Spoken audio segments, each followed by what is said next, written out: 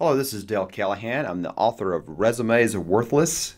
Teaches you how to become a company of one, how to operate like an entrepreneur even where you're at in your big giant corporation day job. But what I want to do today is we've been blogging last couple of weeks. If you've looked at my blog at dalecallahan.com we've been blogging about creating information products and how to find something that you might like to do. So what we want to talk to you about today is how to design an information product. If you've gone through some of this material, or if you've thought about information products before, you may have realized that a lot of it is about just picking a subject that you know, thinking through the how and what. And again, subjects that you know, which are a lot of times what you consider obvious, I don't consider obvious. I'm the world's worst person about assuming people know things. My wife is always telling me, that I don't explain things. I just assume people know things. I don't want to treat people like idiots, and so I try not to micromanage, if you will, or micro teach. But I've learned that sometimes that's what I want. And that's what a lot of people want, is they want that micro teaching. Tell me exactly where to click. Tell me exactly what to do. Tell me exactly what to say even at times. So pick a subject that you know, whether it's something about cooking, whether it's something about building something on the computer or using Facebook or doing something around the house. Pick a subject you know. Then think through the how and the what. And by the way, the subject that you know and that you enjoy doing. Then think through the how and the what. Again, the things that you think are obvious are usually not obvious. And then show and tell like you're telling a friend. And that's what we want to do. I'm going to do something here just to kind of give you an example of how I design products and services and talks and most of the things I do. And I'm going to do one about, let's say you're really good at writing emails. Now this may seem like a really silly topic to you, but people make money on this topic.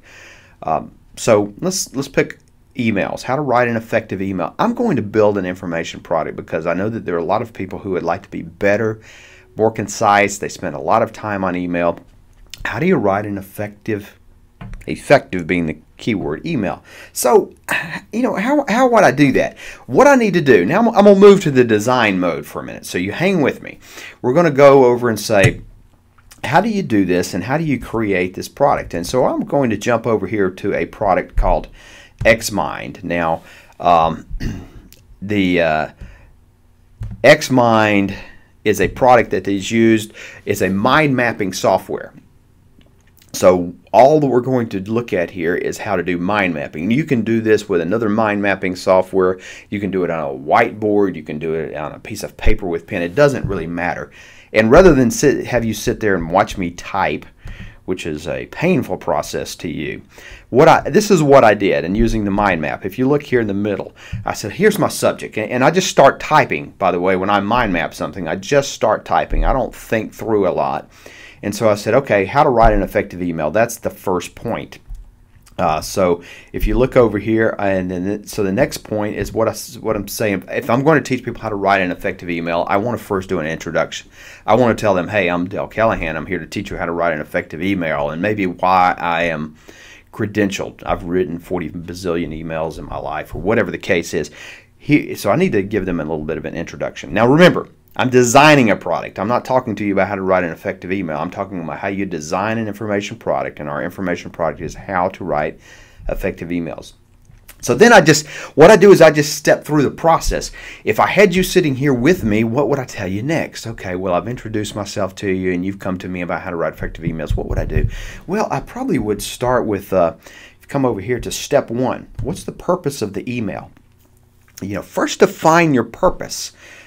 Which in that there's a sub thing. The first question to ask yourself is, why am I sending the email?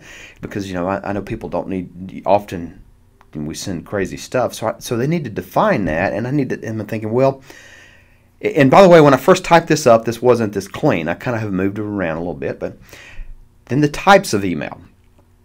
Well, there's several different kinds of email. There's general information. Hey, I'm providing an email for general information, requesting information, answering a question, asking for something. Hey, I need to borrow your chainsaw. Setting a meeting. Boy, that's one. I know that I I spend an awful lot of time trying to perfect the process of setting up meeting times, following up on discussion. Now you'll notice, give you that there's typos, this is messy because this is my product design. I'm not presenting this to anybody. I'm presenting it to you just as a demonstration of how I create a product. So after I teach somebody how to first think through the process, I'm thinking that what's next? Okay, once they've thought through the process, probably step 2 is let's just draft the email. So you see down here, I'm gonna talk to them, teach them how to draft the email. So I think the key things here is they need to start with a purpose. What's the first line of the email, the subject line? What's the purpose? What do I want? When I write the email, sure would be nice if I state very clearly what I want in return. Please call me. Please let me borrow your chainsaw. Please meet with me. Please answer this email. Please respond. And how to respond. Again, you see some typos here, but how to respond to me. What's the proper response? Please call me. Please email. Please copy me back. Please don't answer this. And so it's all that junk. So I think once I've taught them that, then they've got the draft of the email. The next thing I'm going to say is, and again, I'm going from my experience here. So the next thing I would teach you is to ask yourself the question, once I've drafted the email and thrown out some words, is the email really needed? Because, my gosh, our email boxes are full. So, I might get them to ask this question, is it important? Is the information helpful? Who should get it? This should be courtesy copied to everybody in the company. That's the typical thing. And this should say, should I hold as a draft? And this is especially true. I want to convey to my audience that, hey, if you're writing an email in anger or in frustration or in any way critical, maybe you better think about, should I hold this as a draft and think through it? Or do I have a clear answer? Or do I know what I want? Should I hold it as a draft? So, I think that's a valid point there. I want to teach them is is it really needed? Once they do that, then step 4, I've told them, as you see, that's supposed to say check it, which obviously I did not do. By the way, again, I threw this together just a few minutes before recording, just so you wouldn't have to watch me type. But this was just a few minutes of thinking. So check it. So how do you check an email? First, I might read it aloud to myself.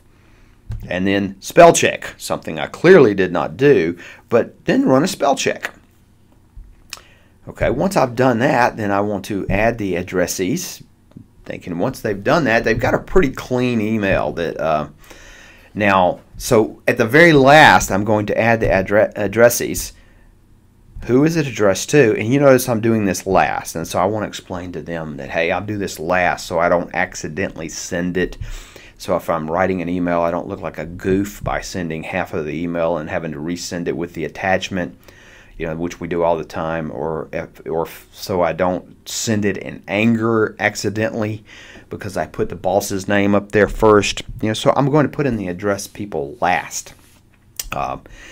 And again, you see my reasons for doing that right here to make sure I think through. And then, do I need a courtesy copy? A lot of times, the way to keep files of what you said, I use the David Allen Getting Things Done stuff. So I have a folder that says at action and at waiting for. So if I'm asking you for an answer, I'm going to say, hey, I'm waiting for some information from you. Please send it by July 4th. Then I put in my waiting for folder, meaning I'm waiting for something. So I've added the addressees, including me. So once I've done that and I've read it and I've checked it, then obviously the next thing is to send it. But that's not the last thing in doing an email. Obviously the step 7, I'm going to tell them, well, if follow-up, if I CC'd myself, what do I need to do with it? Do I need to file it? Am I waiting for it? Do I need to file it? There's some action I need to take. Do I just need to file it? Hey, this was kind of a policy decision we made, and so I'm just going to keep a copy of it. And the end of my product on how to write an effective email, I probably want to close it out. In other words, I want to tell them how to get more information. If you're a blogger or you're an author or you're just starting in this, you have a website, you want to direct them to your website, and of course you want to thank them for their time. So what you're looking at here is an information product on how to write effective email. Now, you may disagree with the steps, who cares, but it's your product. So if you could sit here with a mind map software with a pen and pencil, I've just outlined a product. So and you may think, well, that product seems pretty stupid, Dale, but this product will sell. I know because I have friends of mine that sell products like this. So what's the next step? You decide how you're going to deliver it. First, you got to create the product, right? But how are you going to deliver it? If it's going to be an ebook, I need to take these steps and points, and they become chapters, subchapters, subheadings, and create and write the details. Talk them through, kind of like I'm talking you through it right now, but I'm talking through it as if I have just designed the product. So we're finished with the product design. Now we're thinking through what we do with it. Do I create a video? Do I do much like what we just did, where I'm showing them how on a Camtasia video or something on YouTube? Do I do an audio? Do I do it in person where I'm teaching a class? By the way, when I go into a classroom or setting where I'm doing talks, a lot of times I'll use a note-taking mechanism, much like Xmind. Or do I do all of the above? So I want to figure out how I'm going to deliver it, how I'm going to charge for it, stuff like that. You have to know, though, just a key point, you know stuff of value. Things that you know have value. And you need to not undersell yourself. Everybody tells me every day, I don't really have any expertise. And yet they're walking around, they're being paid $100,000 a year or something. You know, who cares the amount? $50,000, $200,000. You know, I meet with people at all levels that will tell me they have no expertise or they've become ignorant because they know one thing and one thing very well, but actually they do know how to write emails effectively. They know how to hold meetings effectively. They know how to boil water effectively. You know, they know how to make tea. A friend of mine made a video on how to make sweet tea, which if you watched it would probably look like you make tea. So don't undervalue yourself because and don't undersell it. That you things that you know are of value. Now, what the value point is, well, that's kind of up to you to decide and the market to decide. But thank you for watching this video. And like I told you, you know, I do thank you for taking part in this.